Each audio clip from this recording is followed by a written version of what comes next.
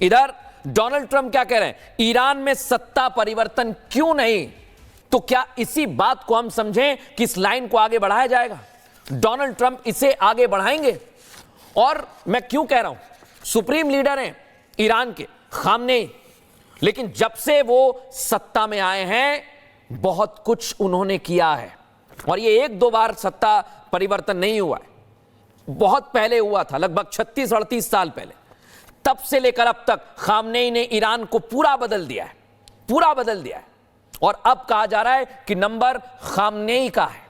Khamenei को बदलने का मादा रखता है अमेरिका, इजराइल। यह आज दुनिया पूछ रही है, क्योंकि जब से कहा जा रहा है कि यह वॉर शुरू हुआ है तब से लेकर अब तक डोनाल्ड ट्रंप ने इतना हार्ड बयान नहीं दिया जितना उन्होंने कह दिया है कि सत्ता परिवर्तन क्यों नहीं। और अगर सत्ता परिवर्तन होगा, मेजर तूर में आपको चर्चा में ले आता हूं, अगर सत्ता परिवर्तन हुआ और अगर अमेरिका और इजराइल साथ में आ गए तो क्या डर अब ईरान में भी है? अगर अमेरिका में कुछ डर है रूस चीन के साथ में आने का, तो क्या ईरान में भी सत्ता परिवर्तन का, तख्ता पलट का डर है? मृदुल, तख्ता पलट तब होता है जब आपके इन्फेंट्री सोल्जर और ट्रूप्स ऑन ग्राउंड उतरेंगे। तो सत्ता परिवर्तन तो बहुत दूर की बात है, पहले तो काफी महीने और बहुत देर लगेगी। देखें, इसके अंदर चाइना का मेन मुद्दा है यूएसए को इन्वॉल्व रखना इस कॉन्फ्लिक्ट में।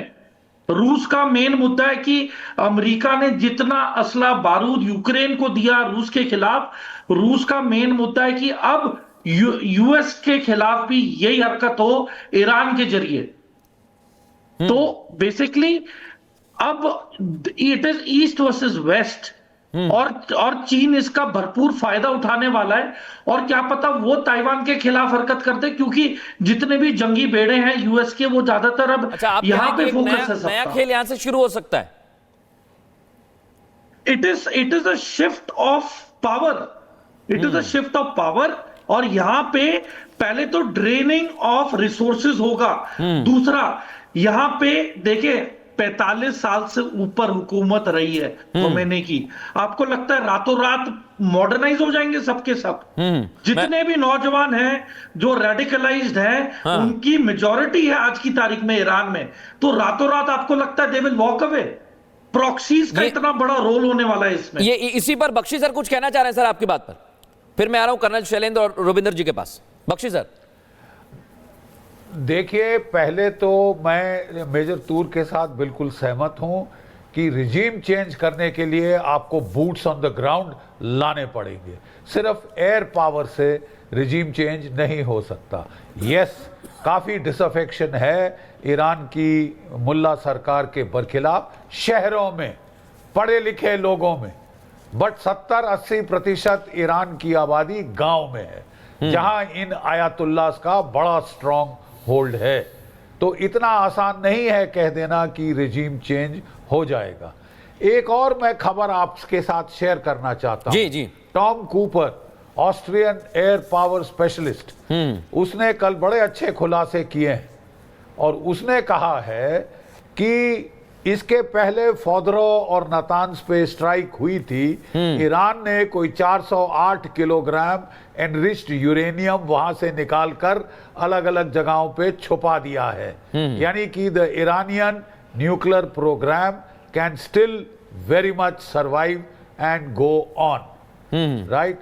अमेरिका ने भी अभी तक पूरी बॉम्ब डैमेज असेसमेंट नहीं की है। Has the nuclear capability been damaged? एक पॉइंट यहां पर सर मैं उठाने वाला हूं। आपने एक बहुत इंपॉर्टेंट पॉइंट कहा है, क्योंकि आज एक खबर आई और ये सुनना चाहिए जो दर्शक इस समय हमें देख रहे हैं। कर्नल शैलेंद्र, मैं आपके पास आ रहा हूं। अमेरिका ने कहा हमने मिडनाइट हैमर लॉन्च किया, निस्ते नाबूद कर दिया। हमने सोचा था, जो हमने टारगेट सेट किए थे उसे हमने लक्ष्य को प्राप्ति कर ली है। लेकिन आज खबर यह है कि इजराइल ने वहां पर फिर हमला किया। जब सब कुछ तबाह हो गया तो वहां क्यों हमला किया गया फिर? देखिए, बात ये आती है कि ईरान ने क्या बोला कि वहां तो कुछ हुआ ही नहीं है। हाँ। So Israel has thought it well कि लीजिए आपको वहां तक पहुंचने का जो रास्ता है हम उसको भी एलिमिनेट कर देते हैं। आपने बैठे बिठाए पंगा ले लिया। यही बात हम जब दूसरी तरफ से कर रहे हैं, इस समय every action which Iran is taking is all suicidal. आप जितना ज्यादा कन्विंस कर रहे हो, जितना ज्यादा प्रोपोगंडा कर रहे हो कि हमारे यहाँ डैमेज कुछ हुआ ही नहीं, आपके पास उतना ही डैमेज सेलेक्टिवली और आता चला जा रहा है, बढ़ता चला जा रहा है। आप जो डैमेज कर रहे हो इजराइल में वो एक छोटी बात है, लेकिन ज्यादा बड़ी बात यह है कि जब हम यूएस से, आप इसको ना 2 सेकंड के लिए ऑपरेशन सिंदूर से देखिए। हमने 6-7 की रात को टेररिस्ट कैंप मारे, उनको इन्फॉर्म किया, हमारा काम खत्म हो गया है, हमने अपने ऑब्जेक्टिव ले लिए। यूएस ने क्या किया, अपने तीनों के तीनों न्यूक्लियर इंस्टॉलेशन को मारा और उसके बाद बोल दिया हमारा काम खत्म हो गया है, अब आप इसके बदले में रिटेलिएट मत करिएगा, एस्केलेट मत करिएगा। आपने एस्केलेट किया, आप देखेंगे एग्जैक्टली वही होगा जो इंडिया और पाकिस्तान में हुआ।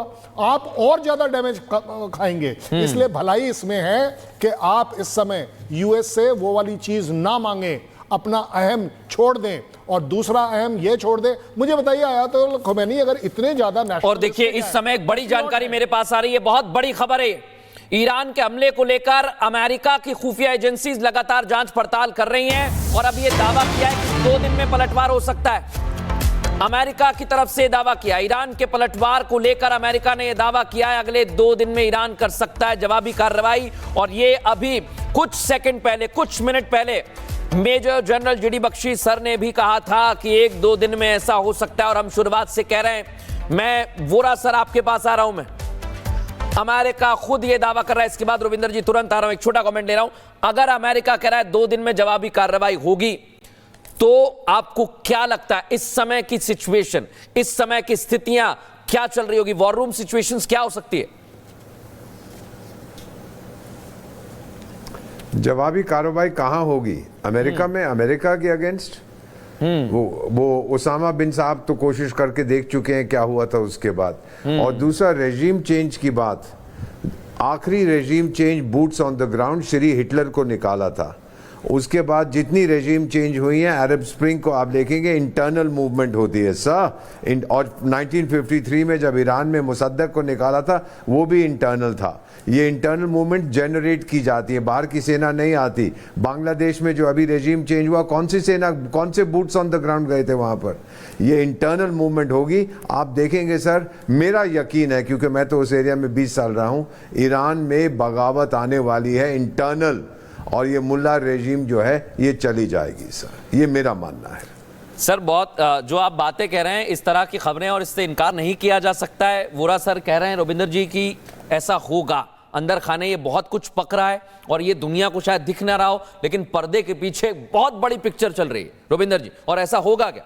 डेफिनेटली बहुत बड़ी पिक्चर चल रही है और चांस बढ़ते जा रहे हैं। मैं दोनों चीज़ों को लिंक करता हूँ। सही बात है, इजराइल और अमेरिका क्या करेंगे, रेजीम चेंज इंटरनल होगी, जैसे एम्बेसडर कह रहे हैं, खुद कयास होगा। ये इस समय ईरान को एक हेडलेस चिकन बना देंगे। Religious leadership out, military leadership out, देश के अंदर कयास। अब उसमें से जो निकल के आता है, देखते हैं क्या निकल के आता है। फिर उसके बाद कोई अपने वही जी मैं प्राइम मिनिस्टर, इलेक्शन ऐसे ऐसे होगी, तब माना जाएगा। मतलब रेजीम तो हो गया ना, आप कहेंगे कि भाई सरकार में कौन आया, तो ऐसा भी वक्त हो सकता है कि कोई सरकार हो ही ना, रेवोल्यूशन हो रहा हो या रेबेलियन हो रहा हो या अलग अलग देश कट रहा हो, और उसमें से जो निकल के आएगा वो कहने को होगा कि रेजीम बदल गई, कैसी है, अलग, whatever. So that's the scenario. पहले इसको हेडलेस करो, इस चिकन का हेड काट दो और अंदर कयास हो। Now coming to Hormuz, exactly Hormuz को ब्लॉक कैसे करेंगे? या तो फास्ट बोट्स, इरानी नेवी की, या मिसाइल